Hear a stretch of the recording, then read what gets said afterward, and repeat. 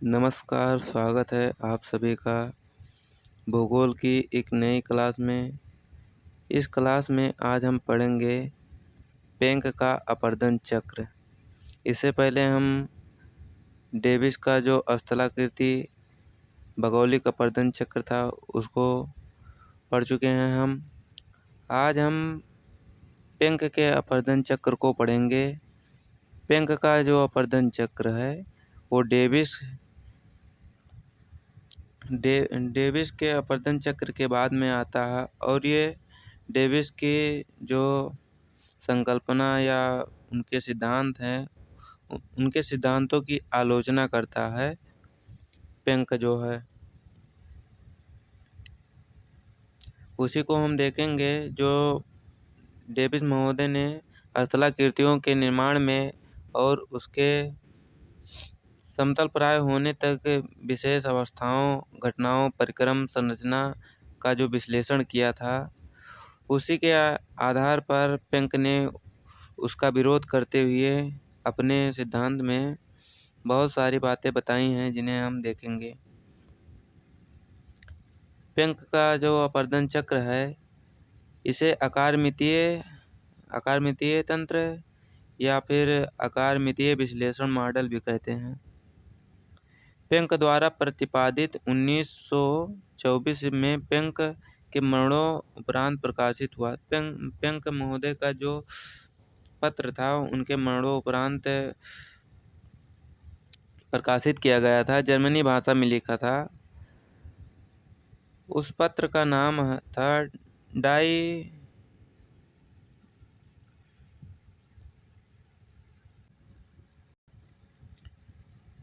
Planck महोदय के मरने के बाद उनका एक पत्र संपादित या उनके पत्र का जो प्रकाशन होता है वो 1924 में होता है। उस पत्र में जर्मनी भाषा में लिखा हुआ है।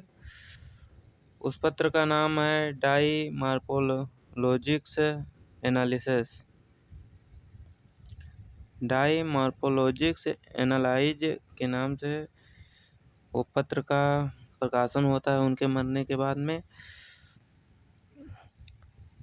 अब जो प्लैंक महोदय हैं वो डेविस के अपवर्तन चक्र के सिद्धांत की कैसी आलोचना करते हैं उसे हम देखते हैं एक एक पॉइंट से। डेविस और प्लैंक की संकल्पना में काफ़ी आलोचनाएं करता है प्लैंक जो है डेविस के। हम इधर इसमें देखें प्लैंक के सिद्धांत की मान्यता क्या है। जैसे डेविस बताता था कि कोई भी स्थलाकृति का निर्माण जब तक हो रही है उसका अपवर्तन नहीं होगा तब तक। फिर जब उसका उत्थान पूर्ण हो जाएगा, जैसे मान लीजिए कोई पर्वत बन रहा था तो पर्वत जब तक बन नहीं जाएगा तब तक उसका अपवर्तन नहीं होगा किसी भी माध्यम से, चाहे जल से, चाहे वायु से, चाहे किसी जीव द्वारा या मनुष्य द्वारा। वो बताता था उसका अपवर्तन नहीं होगा जब तक उसका उत्थान जारी है। और उसी की आलोचना करते हुए जो प्लैंक महोदय हैं उन्होंने बताया था कि जो स्थलाकृतियाँ हैं उसका उत्थान के साथ ही अपवर्तन शुरू हो जाता है। जैसे इसमें बताया कि जैसे ये पर्वत का निर्माण हुआ आंतरिक शक्तियों द्वारा, फिर बहिर्जात शक्तियाँ इसका फिर अपवर्तन करना शुरू कर देती हैं। उसका इंतजार नहीं करती हैं कि कोई स्थलाकृति का निर्माण हो रहा है तो वह जब तक पूरा नहीं हो जाएगा तब तक उसका अपवर्तन नहीं होगा। स्थलाकृतियाँ उसका इंतजार वेट नहीं करती हैं किसी के स्थलाकृति के पूर्ण हो जाने का। ये डेविस की आलोचना करता है। कहता है डेविस ने तो बताया है कि कोई भी स्थलाकृति का उत्थान हो जाएगा, फिर उत्थान जब समाप्त हो जाएगा उसके बाद में फिर अपवर्तन शुरू होगा। लेकिन यहाँ पर प्लैंक बताता है कि उत्थान के साथ साथ ही बाह्य शक्तियाँ उसका अपवर्तन करना शुरू कर देती हैं। तो पहली आलोचना पेंक कर देता है डेविस का। अब पेंक के सिद्धांत में पेंक की क्या क्या मान्यताएं हैं ये देखते हैं। पेंक ने अपने अपर्दन चक्र को काल सापेक्षिक नहीं माना। अब जैसे पेंक जो हैं, जो अपने अपर्दन चक्र में इन्होंने काल सापेक्षिक नहीं माना, जबकि डेविस मानते थे कि काल सापेक्षिक मॉडल उनका था कि संरचना कैसी होगी, संरचना, प्रक्रम, फिर अवस्था, तो ये उनका जो मॉडल था वो काल सापेक्षिक था। डेविस अपने भौगोलिक अपर्दन चक्र में बताते थे कि कोई स्थलाकृति है तो फिर उसकी संरचना देखेंगे, फिर उसका प्रक्रम देखेंगे, कौन से प्रक्रम से उसका अपर्दन होता है, फिर उसके बाद में देखेंगे कौन सी अवस्था में है, युवा अवस्था में उसका अपर्दन हो रहा है या जीर्णा या प्रौढ़ा। तो जो पेंक का अपर्दन चक्र है वो काल सापेक्षिक नहीं है। अब पेंक बताते हैं अस्थल रूप और विवर्तनिकी प्रक्रियाओं में एक संबंध पाया जाता है, इसलिए इसे विवर्तनिकी मॉडल भी कहते हैं। जो पेंक महोदय बताते हैं अस्थल स्वरूप मतलब जो पृथ्वी के ऊपर दिखाई देता है, स्थल के ऊपर जो दिखाई देता है उसे स्थल स्वरूप कहते हैं। और जो विवर्तनिकी मतलब आंतरिक क्रियाओं, जैसे भूकंप, ज्वालामुखी या उत्थान के कारण प्रक्रियाओं में एक संबंध होता है। संबंध कैसे होता है पेंक बताते हैं कि जैसे कोई क्रिया है, आंतरिक क्रिया, जैसे वो कार्य कर रही है, तो आंतरिक क्रिया है जैसे भूकंप या ज्वालामुखी है, फिर उसके बाद में बताते हैं कि जो स्थल स्वरूप है उसका निर्माण होता है, और जो स्थल स्वरूप और आंतरिक क्रियाएं हैं इन दोनों का एक संबंध होता है।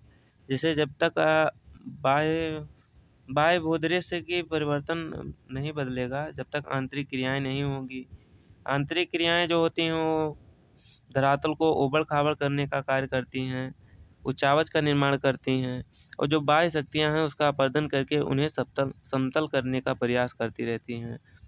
तो जो पेंक महोदय हैं वो कहते हैं स्थल स्वरूप और विवर्तनिकी क्रियाओं में एक संबंध होता है। जो आंतरिक क्रियाएं हैं और बाह्य जो क्रियाएं हैं उनमें एक संबंध होता है, इसलिए इसे विवर्तनिकी मॉडल भी कहते हैं। पेंक ने अवस्था के स्थान पर एडवीकुलिंग शब्द का प्रयोग किया। एडवीकुलिंग किसे कहते हैं?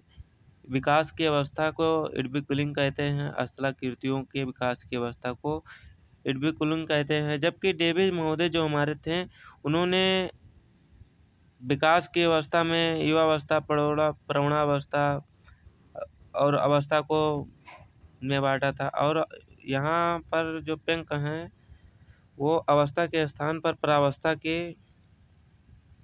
परावस्था शब्द को देते हैं। जबकि डेविस ने बताया था कि युवावस्था, प्रौढ़ावस्था और वृद्धा या जीर्णावस्था में नदियाँ अपर्दन करती हैं, और पेंक महोदय हैं अवस्था के स्थान पर परावस्था शब्द का उपयोग करते हैं। और परावस्था शब्द का जो अर्थ होता है प्रक्रिया आधारित है। और जो डेविस का जो मॉडल था वो काल आधारित था, और जो पेंक महोदय का है वो प्रक्रिया आधारित मॉडल है।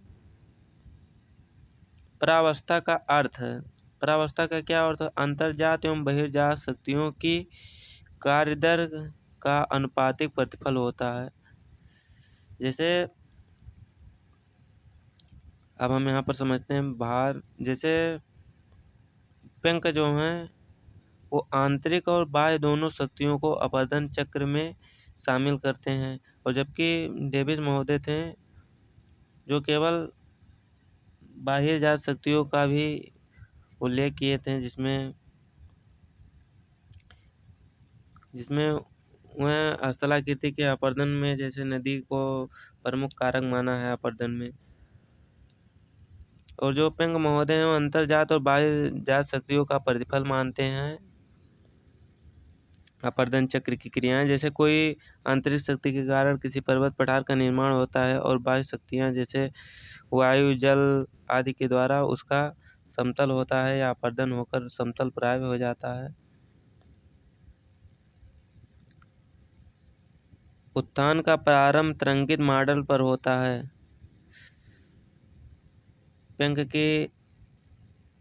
प्लैंक ने अपने सिद्धांत में अगली बात कही, जो नेक्स्ट बात कही डेविस की आलोचना करते हुए। डेविस ने बताया था किसी स्थलाकृति का जो निर्माण होता है वो समतल मैदान पर होता है। जैसे कोई समतल मैदान है, ये समतल मैदान है, इसी पर स्थलाकृतियों का निर्माण होगा। और जबकि जो प्लैंक बताते हैं कि किसी भी स्थलाकृति का निर्माण जो होता है वो तरंगित स्थान पर होता है, जो ऐसे ऐसे है इसी पर इसका निर्माण होगा पर्वत पठार मैदान का। तो उत्थान प्रारंभ तरंगित मॉडल पर होता है। उत्थान के समय ही अपर्दन की शुरुआत हो जाती है, जबकि जो हमारे डेविस महोदय हैं उन्होंने बताया था कि उत्थान पूर्ण हो जाने के बाद ही उसका अपर्दन होगा। ये भौगोलिक अपर्दन चक्र की जो मुख्य बात है वो यही है। डेविस बताते हैं किसी भी स्थलाकृति का निर्माण जब तक हो रहा होता है तब तक उसका अपर्दन नहीं होता है। और जो प्लैंक महोदय बताते हैं कि उत्थान के साथ ही अपर्दन चक्र शुरू हो जाता है।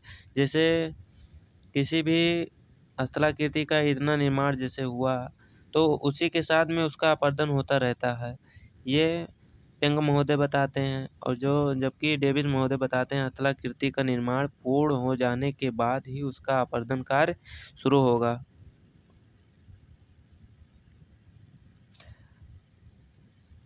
और जो बताते हैं अंतर्जात शक्तियाँ और बहिर्जात शक्तियाँ एक साथ कार्य करती हैं। और जैसे डेविस महोदय कहते हैं अंतर्जात शक्तियाँ और बाह्यजात शक्तियाँ को एक साथ नहीं बताते हैं। कहते हैं पहले अंतर्जात शक्तियाँ का अगर कार्य कर रही होती हैं तब तक बाह्यजात शक्तियाँ का प्रभाव नहीं रहता है। जैसे अंतर्जात शक्ति पृथ्वी है, इसके नीचे जो अंतर्जात शक्तियाँ हैं जैसे ज्वालामुखी, भूकंप और विभिन्न संवहनीय धाराएं हैं। तो इनके जैसे ज्वालामुखी से ज्वालामुखी पर्वत का निर्माण हुआ तो ये आंतरिक शक्तियां हैं। फिर इसके बाद में बाह्य शक्तियां काम करेंगी। बाह्य शक्तियां जब इसका पर्वत का निर्माण हो जाएगा फिर उसके बाद में जब ये समाप्त हो जाएगी आंतरिक शक्तियां, उसके बाद में बाह्य शक्तियां शुरू होंगी। बाह्य शक्तियां जैसे जैसे हो गया वायु शक्ति, वायु द्वारा इसका अपर्दन होगा। जल शक्ति, जल द्वारा इसका अपर्दन होगा। या किसी पशु पक्षी के पैर से या मानव के द्वारा विभिन्न प्रकार के अपर्दन प्रक्रमों द्वारा इसका अपर्दन होगा। और जबकि जो प्लैंक महोदय हैं वो बताते हैं कि किसी भी स्थलाकृति का निर्माण होता है तो आंतरिक और बाह्य शक्तियाँ दोनों साथ साथ कार्य करती है। जैसे ज्वालामुखी का निर्माण हुआ, फिर उसके बाद में पर्वत बना और उसके बाद में इसका अपर्दन भी साथ साथ शुरू हो जाता है। इसीलिए बताते हैं कि अंतर्जात एवं बहिर्जात शक्तियाँ एक साथ कार्य करती हैं। प्लैंक महोदय उत्थान की दर मंद होती है, अनुक्रमिक उत्थान जिसे कहते हैं। अब एक आलोचना और प्लैंक जो करते हैं, डेविस ने अपने संकल्पना में बताते हैं, अपने मॉडल में बताते हैं कि किसी भी स्थलखंड का निर्माण है वो त्वरित गति से होता है, तीव्र गति से हो जाता है। और इसी की आलोचना करते हुए प्लैंक बताते हैं किसी भी स्थलाकृति का निर्माण होता है बहुत मंद तरीके से, धीमे धीमे होता है। कई वर्षों साल लगते हैं, करोड़ों साल लगते हैं किसी स्थलाकृति के निर्माण में। और जो डेविस महोदय हमारे रहते हैं, डेविस वो बताते हैं कि किसी भी स्थलाकृति का निर्माण त्वरित गति से होता है। और जो प्लैंक महोदय हैं वो बताते हैं कि बहुत मंद गति से स्थलाकृतियों का निर्माण होता है। स्थलाकृतियाँ संरचना, प्रक्रम और अवस्था का प्रतिफल न होकर अंतर्जात एवं बहिर्जात शक्तियों की कार्य दर के अनुपातिक प्रतिफल होती हैं। अब इसका मतलब ये कहना चाहते हैं, जैसे डेविस बताते हैं कि स्थलाकृतियाँ जो होती हैं, कोई भी स्थलाकृति है जैसे पर्वत, पठार, मैदान, विभिन्न प्रकार की घाटियाँ, जो भी स्थलाकृतियाँ जो भी हमें पृथ्वी पर भौतिक दिखाई दे रहा है, पर्वत, पठार, मैदान, वो स्थलाकृतियाँ हैं। उसका निर्माण जो हुआ है डेविस के अनुसार से संरचना, प्रक्रम और अवस्था। अब हम बता दें संरचना का मतलब क्या होता है, प्रक्रम का मतलब क्या होता है। संरचना का मतलब कोई भी चट्टान का निर्माण कैसे हुआ, उसका रासायनिक और भौतिक गुण क्या है, चट्टान मुलायम है या कठोर है, चट्टान अम्लीय है या क्षारीय है, ये इसके भौतिक और रासायनिक गुण हो गए। प्रक्रम, जो चट्टान ये संरचना है उस पर कौन से प्रक्रम, कौन से बल कार्य करते हैं। प्रक्रम में वायु, सूर्य, इसमें जो डेविस महोदय हैं प्रक्रम में नदीय प्रक्रम को सबसे महत्वपूर्ण माना है, जबकि प्रक्रम विभिन्न प्रकार के होते हैं जो अपर्दन करते हैं। हिमनद द्वारा भी अपर्दन होता है, वायु द्वारा अपर्दन होता है, पशु पक्षियों के खुर से भी अपर्दन होता है।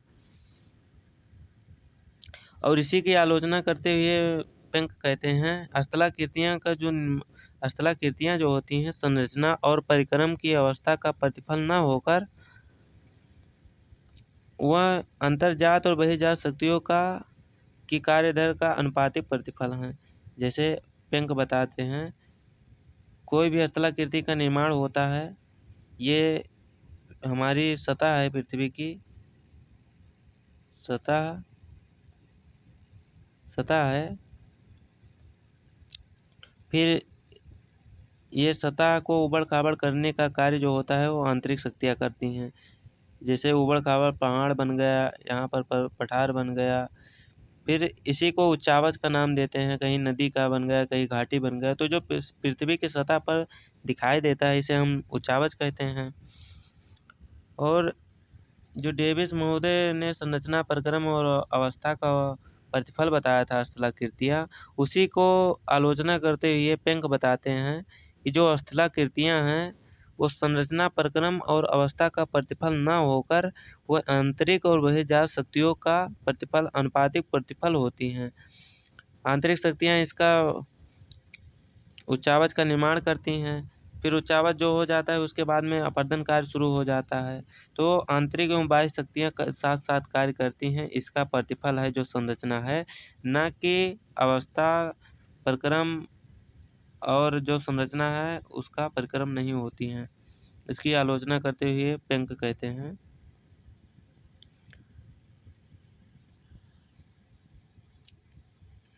ढाल परिवर्तन की प्रक्रिया जो होती है ढाल प्रतिस्थापन के रूप में संपन्न होती है।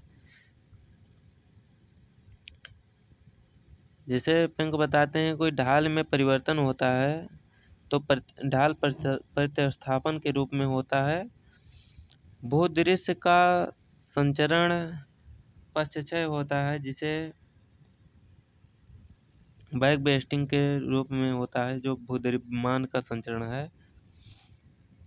अब हम पेंक ने अपर्दन चक्र को अंतिम उत्पाद, ये इम्पोर्टेंट है, देख ले। पेंक ने जो अपने अपर्दन चक्र के अंतिम उत्पाद इंसेलबर्ग होता है उसे ब्रोहार्ड कहा है, ब्रोहार्ड। जबकि डेविस महोदय जो हैं, जो अपने अपर्दन चक्र की अंतिम अवस्था को कहते हैं, उसे उन्होंने कहा था कि मोनार्ड बताया था, उसी को जो पेंक हैं वो इंसेलबर्ग या ब्रोहार्ड बताते हैं। जैसे ये पर्वत है, इसका अपर्दन हुआ, या कोई भी स्थलाकृति है, पर्वत ही नहीं कोई भी स्थलाकृति है, तो इसका जो अपर्दन हुआ फिर धीरे धीरे जब इसका अपरदन होता रहता है, जब अपने आधार तल को प्राप्त कर लेते हैं और ये जो स्थलाकृतियाँ हैं वो अपरदन के द्वारा ऐसे हटती चली जाती हैं, ऐसी हटती चली जाती हैं, तो समतल मैदान के रूप में दिखाई देता है। ऐसे समतल मैदान के रूप में दिखाई देने लगता है। तो और जो कठोर चट्टानें रहती हैं, कुछ तो वो छुट-पुट दिखाई देती रहती हैं, थोड़ी छोटी-छोटी हाइट में, उसे ही मोनाड नाग कहते हैं, जो डेविस ने बताया है। और इसी का जो नाम बदल दिया है पेंक ने, इसको इंसेलबर्ग या ब्रोडहार्ट बताया है, यही है। और जो समतल मैदान बचता है उसे समतल प्राय मैदान कहा जाता है, जो अपरदन की अंतिम अवस्था होती है। नदियाँ जब अपने आधार तल को प्राप्त कर लेती हैं या अपरदन चक्र अपने आधार तल के समतल मैदान की तरह दिखाई देता है, उसे तो पेनिप्लेन शब्द के नाम से संबोधित करते हैं डेविस महोदय। और समतल प्राय मैदान को जो अंतिम अवस्था है अपरदन की, उसे जो पेंक महोदय हैं संप्राय मैदान को इंटरप्ट कहे हैं, इंटरप्ट। और जबकि डेविस महोदय हैं उसको पेनिप्लेन या संप्राय मैदान कहा है। पेंक के जो मॉडल हैं ग्राफिक प्रदर्शन, उसे हम देख लें। पेंक का ग्राफिक प्रदर्शन क्या है, जैसे डेविस का हम देखें तो डेविस का एक सेकंड दिखा रहे हैं, ये डेविस का जो ग्राफिक मॉडल है इसी को आलोचना करते हुए पेंक ने अपना ग्राफिक मॉडल प्रस्तुत किया है। जैसे थोड़ा सा इसमें हम देख लेते हैं, आगे चलकर उसमें आसानी होगी समझने में। जैसे डेविस ने बताया कि कोई भी स्थलाकृति का उत्थान आंतरिक शक्तियों द्वारा होता है, आंतरिक शक्तियों द्वारा इसका त्वरित उत्थान हो गया है, इसका उत्थान हो गया है और इसका अपरदन शुरू नहीं हुआ, इसका उत्थान अब पूर्ण हो चुका है। फिर इसके बाद में इसका जो अवस्था है वो युवावस्था में आएगा। इस पर जो नदियाँ कार्य अपना अपरदन कार्य शुरू करती हैं। तो जो ये है ये शीर्ष है इसका पर्वत का, और ये जो है जो ये घाटी है। अब जो डेविड महोदय बताते हैं कि नदियाँ युवावस्था में अपने घाटी को गहरा करती हैं, ठीक। फिर उसके बाद में क्यों गहरा करती हैं, क्योंकि युवावस्था में नदियाँ अधिक पावरफुल होती हैं, शक्तिशाली होती हैं। फिर उसके बाद में प्रौढ़ावस्था में नदियाँ थोड़ा सा कम अपरदन करती हैं। फिर उसके बाद में जीर्णावस्था में नदियाँ और उनमें ताकत कम हो जाता है, वह अपरदन का कम करती हैं। और अंततः नदियाँ समतल प्राय मैदान हो जाती हैं, समतल हो जाती हैं। अपरदन का अंतिम अवस्था में अपरदन जब पूर्ण हो जाता है तो उसे उस समतल मैदान को, जैसे समतल मैदान है इसको पेनिप्लेन कह देते हैं डेविस। और जो इसी पर छोटी-मोटी पहाड़ियाँ ऐसे दिखाई देती हैं समतल प्राय मैदान में, उसी को मोनाड नाग कह देते हैं, जो डेविस महोदय हैं। इसमें उन्होंने बताया कि संरचना, जैसे ये संरचना बताया, प्रक्रम में नदी को जैसे ले लीजिए, अवस्था में युवावस्था, प्रौढ़ावस्था, इन सबको मिलाकर डेविड बताते हैं कोई भी स्थलाकृति है जो संरचना, प्रक्रम और अवस्था तीनों को मिलाकर उसका प्रतिफल होती है, उसी का रिजल्ट होती है जो स्थलाकृतियाँ हैं, संरचना, प्रक्रम और अवस्था। संरचना में पर्वत की संरचना हो जाती है, कैसी है, ठोस कठोर। प्रक्रम क्या है, उसका अपरदन कैसे होता है, इसमें प्रक्रम में आ जाता है। और अवस्था जो है, जो किस किस अवस्था में होता है, जैसे नदियाँ युवावस्था में ज़्यादा अपरदन करती हैं, फिर प्रौढ़ावस्था में कम हो जाता है, पार्श्विक अपरदन करने लगती हैं, फिर जीर्णावस्था में बिल्कुल कम हो जाता है, जिससे तटबंध और डेल्टा का निर्माण करने लगती हैं नदियाँ। तो अब हम, और जो इनका मॉडल था, जो समय मॉडल था, काल आधारित मॉडल था, जैसा कि हम देख चुके हैं। अब हम पेंक के जो मॉडल हैं उन्हें देखेंगे।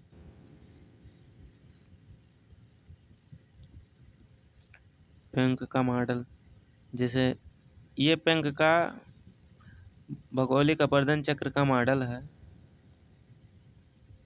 ये ऊंचाई दर्शाता है, जैसे कोई भी स्थलाकृति है इधर ये ऊंचाई दर्शाता है। उत्थान की दर मंद होती है, जैसे जैसे उसमें बताए थे सीधे हो जाती है त्वरित गति से।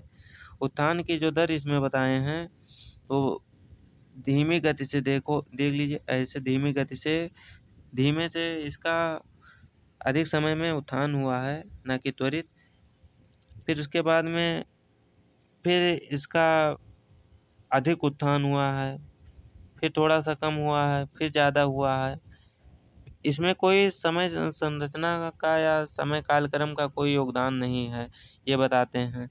जैसे वो बताते हैं कि बताए थे डेविस कि जैसे कोई है नदी है, ये पर्वत है, तो इसका अपरदन करेगी।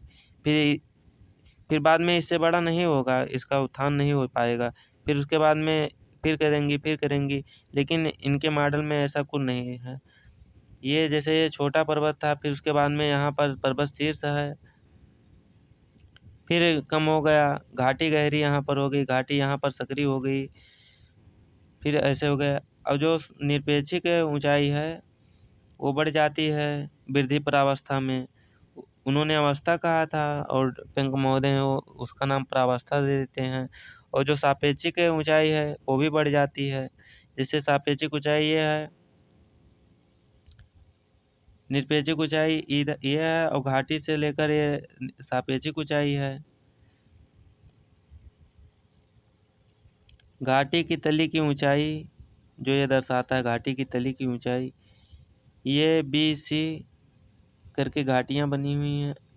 और जो अपरदन की अंतिम अवस्था को डेविस बताते हैं, इंसेलबर्ग या ब्रोडहार्ट बताते हैं। और जो डेविस हैं वो बताते थे इसे मोनाडनाक कहा था डेविस महोदय ने। और समतल पराय मैदान को उन्होंने पेनी प्लेन कहा था। अब हम समान वृद्धि प्रवास तीन चरण है जो समान वृद्धि प्रावस्था है। पहले चरण में जैसे अवस्था में डेविस ने बताए थे कि अवस्था में युवावस्था, प्रौढ़ावस्था और वृद्धावस्था होता है। उसी के स्थान पर यहाँ पर पेंक महोदय बताते हैं अवस्था के स्थान पर उसका नाम बदलकर प्रावस्था कर देते हैं, जिसको 3 चरण ये भी बताते हैं, लेकिन उनका नाम बदल देते हैं। जिसे चरण ए, चरण बी और चरण सी 3 चरण में बांटते हैं। चरण ए में बताते हैं कि उत्थान की दर अपरदन से अधिक होती है एक पहली अवस्था में, और लंबवत अपरदन के स्थिर समान से RR सापेक्षिक उच्चावच स्थिर रहता है। अब इसमें देख लीजिए, ये बताते हैं कि उत्थान की दर जो होती है वो अपरदन से अधिक होती है। जो प्रथम चरण बताते हैं, जैसे कोई भी पर्वत या पठार का निर्माण हो रहा है, तो जो उत्थान हो रहा है, पहले उत्थान हो जाएगा, उसके बाद में तो अपरदन होगा। तो पहले चरण में जो होता है वो उत्थान की दर अपरदन से अधिक होती है। अपरदन कम होगा उत्थान जो प्रथम चरण है, और उत्थान जो होगा वो तीव्र होगा। तो इसी में लंबवत अपरदन के स्थिर या समान होने पर जो निरपेक्षिक ऊंचाई है वो बढ़ती है। और निरपेक्षिक ऊंचाई उसे कहते हैं जैसे पर्वत है, घाटी है। निरपेक्षिक ऊंचाई जैसे हम लेते हैं तो समुद्र तल से पर्वत के शीर्ष तक की ऊंचाई को जो होती है उसे निरपेक्षिक ऊंचाई कहते हैं।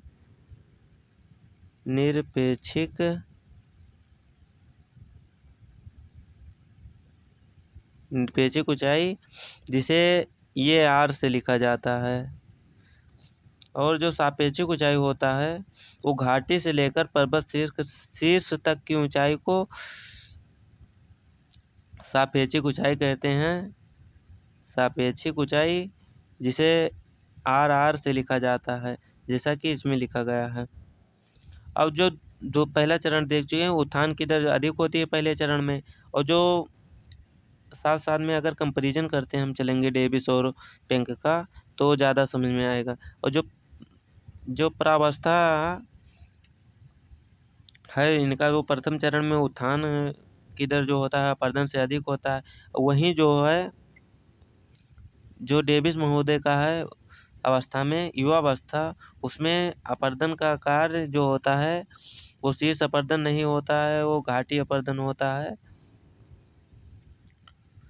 और जो दूसरा चरण इनका है, बताते हैं उत्थान की दर अपर्दन की दर के बराबर होता है। जैसे दूसरा चरण फिर आ जाएगा, जो उत्थान की दर है, जैसे कोई भी अचलाकृति का निर्माण होता है तो उसका अपर्दन जितना दूसरे चरण में जितना अपर्दन होगा सॉरी जैसे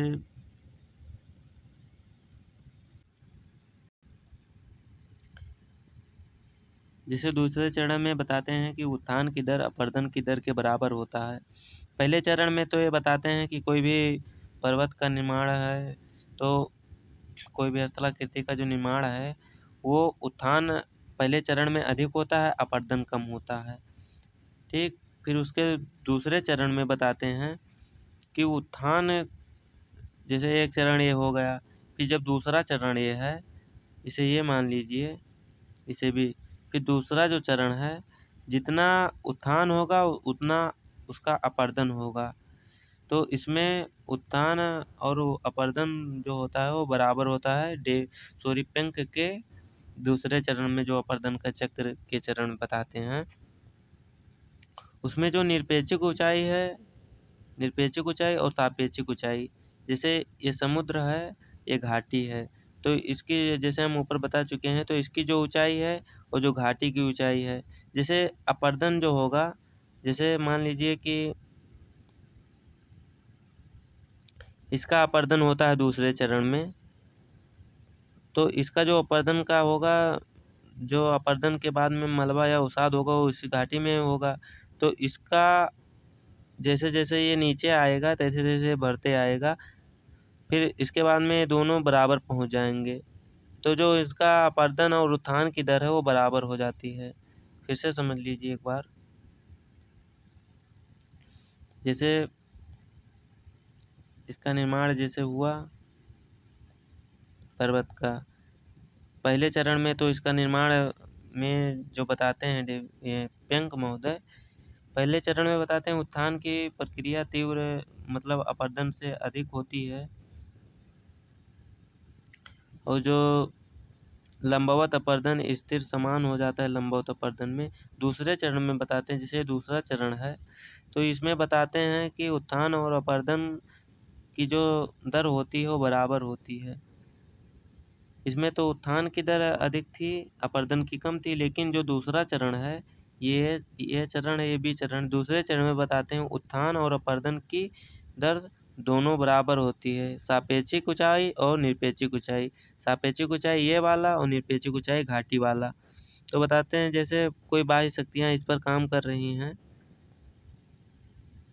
तो इसका जैसे काटेंगे, इसका अपर्दन करेंगी तो घाटी में आकर यहाँ आकर इकट्ठा होगी, फिर उसके बाद में और इसका अपर्दन होगा, फिर इसके बाद में उत्थान था उसका अपर्दन होगा, फिर यहीं पर उत्थान हो जाएगा, फिर कटकर घाटी में इकट्ठा होगा। तो जैसे जैसे ही इसका अपर्दन होगा, जैसे जैसे ये ऊपर बढ़ता जाएगा, तो अपर्दन और उत्थान की जो क्रिया है वो बराबर होती है, दूसरे चरण में बताते हैं। तीसरा चरण का हम देखें तो पेंक महोदय के, अपर्दन की दर उत्थान की दर से अधिक हो जाती है। पहले चरण में डेविड बताते हैं कि जो उत्थान, जैसे पहले चरण ये चरण में वो बताते हैं कि उत्थान की क्रिया अधिक होती है, अपर्दन की क्रिया कम होती है पहले चरण में। दूसरे चरण में बताते हैं कि जो अपर्दन की क्रिया जो उत्थान की क्रिया है और अपर्दन की क्रिया है वो दोनों बराबर होती है। और जो तीसरा चरण बताते हैं, तीसरे चरण में बताते हैं अपर्दन की दर उत्थान की दर से अधिक हो जाती है। जैसे ये कोई है तो जो इसका है, इसका अपर्दन अधिक हो जाएगा, उत्थान कम होगा, ये बताते हैं पेंक महोदय अपने 3 चरण में। जैसे चरण ये बी सी, तो इसमें बताते हैं उत्थान की दर अधिक है। 1 मिनट। ये चरण जो है शीर्ष जो इसका है उत्थान की दर, ये आर हाई है, और जो आर है ये स्थिर है। जो ये आर है ये स्थिर है, और ये इसकी जो जैसे पहले चरण में बताते हैं पंक महोदय, उत्थान की जो दर होती है वो अधिक होती। तो मान लीजिए इसका उत्थान का दर अधिक है, और पहले चरण में जो होता है वो आर सापेक्षिक ऊंचाई है जो समान रहती है, स्थिर रहती है। फिर दूसरे चरण में बताते हैं कि दोनों स्थिर रहता है। जैसे ये कोई स्थलाकृति है, तो ये जैसे इसका अपर्दन होगा तो ये घाटी में आती रहेंगी और बढ़ती रहेंगी। तो ये दोनों उत्थान और अपर्दन की क्रियाएं बराबर और साथ साथ होती हैं। फिर तीसरे चरण में हम देखें तो तीसरे चरण में जो सापेक्षिक ऊंचाई रहती है वो समान रहती है, स्थिर रहती है, और जो निरपेक्षिक ऊंचाई है उसका अपर्दन होता रहता है, वो कम होता रहता है। जैसे ये अपना समान रहेगा और इसका अपर्दन होता रहेगा, और ये फिर बाद में जाकर समतल प्राय मैदान में बदल जाएंगी, और जो पर्वत समतल प्राय मैदान पर दिखाई देते हैं उन्हें इंसेलबर्ग या बोर्नहार्ड कहा है, जो हमारे पेंक महोदय हैं। तो यही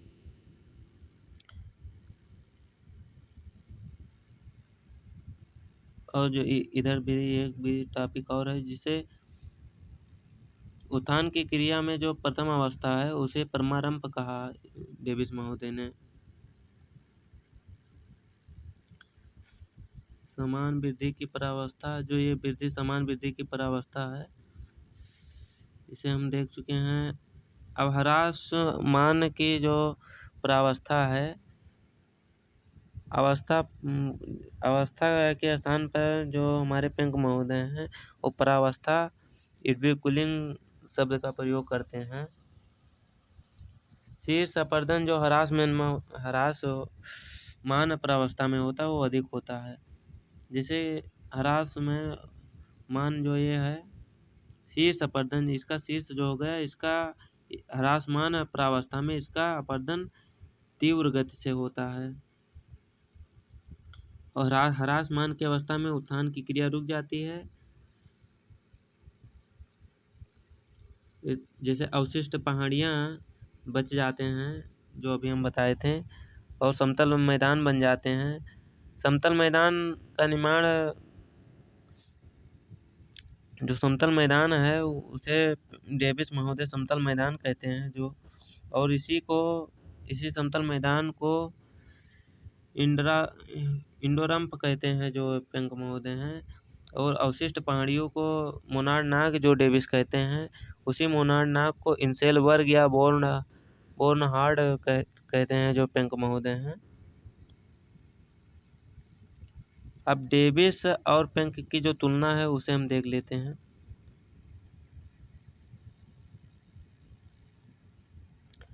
डेविस और पेंक की जो तुलना है उसे हम देखते हैं, या इसे अगले वीडियो में हम देख लेते हैं क्योंकि ये बहुत लंबा हो जाएगा। तो जैसा कि हम डेविस और पेंक को दोनों को बहुत अच्छी तरह से समझ चुके हैं, एक एक टॉपिक एक एक पॉइंट से हमने कवर किया है इसे, पेंक के अपर्दन चक्र को। तो आज के लिए इतना ही, मिलते हैं अगली वीडियो में जिसमें हम डेविस और पेंक की जो तुलना है उसे पढ़ेंगे। उसी में पूरा समझ में आ जाएगा जो कुछ बाकी रह गया है इसी में।